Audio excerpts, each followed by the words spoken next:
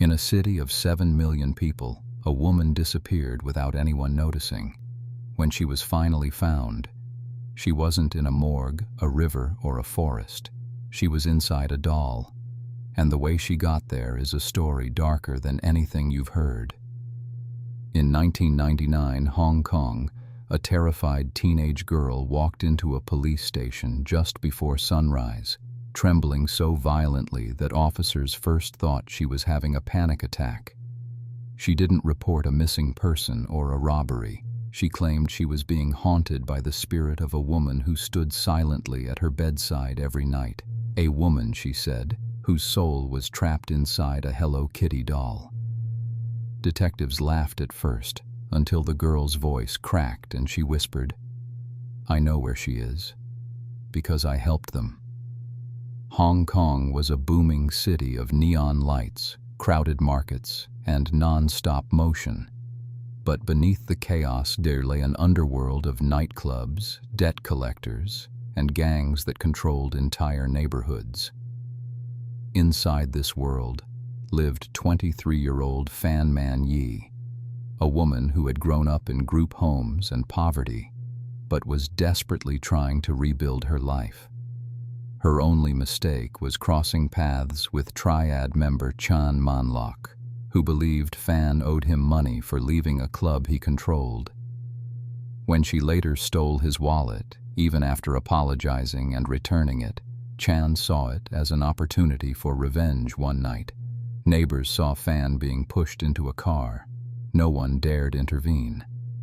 She was taken to a small, filthy third-floor apartment in Tsim Sha Tsui, its windows blacked out, its walls stained by cigarette smoke, its hallways buzzing with flickering lights. The most unsettling part wasn't the smell or the mess, but the oddly cheerful Hello Kitty decorations scattered around the room. A blanket, posters, a plush toy, and a huge mermaid-style Hello Kitty doll sitting silently in the corner.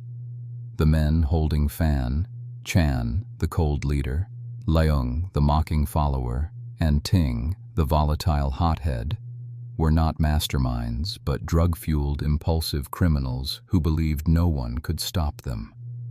A teenage girl, groomed, manipulated, and terrified of the men, was forced to participate. Over the next several weeks, the apartment became a chamber of psychological terror.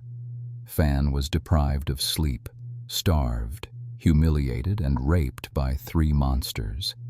They treated her as a toy. The TV blared cartoons at all hours. The men taunted her with food they never intended to give. Neighbors heard muffled crying and thuds, but remained silent, fearing gang retaliation. By the 3rd week, Fan's health collapsed. Panic and denial set in among the men. They had crossed a line they could not reverse. When Fan finally died, they didn't call for help. Instead, they attempted a chaotic, desperate cover-up that filled the building with a sickening smell. Residents later described as burning trash mixed with chemicals. The teenage girl, overwhelmed by guilt and trauma, began having nightmares, seeing Fan standing over her bed, silent, accusing. She felt watched by the Hello Kitty doll in the apartment, convinced it held the woman's trapped spirit. Unable to eat or sleep, she finally broke and confessed everything to police. At first dismissed as a hallucinating child, she quickly gained their attention when she provided details no outsider could know. When detectives raided the apartment, the smell hit them first, then the suffocating heat, then the dolls. What they discovered inside the Hello Kitty mermaid doll traumatized even seasoned investigators. Several officers walked out shaking, some sought therapy, and others refused to return to the scene.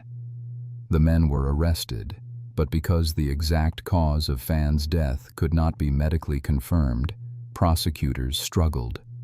Ultimately, the trio was convicted of manslaughter, not murder, receiving long sentences but leaving the public outraged. The teenage girl was granted immunity for her testimony. Without her, the truth would have died in that apartment. Today, the building still stands, though many refuse to live there. Tenants speak of strange sounds and an unsettling feeling of being watched.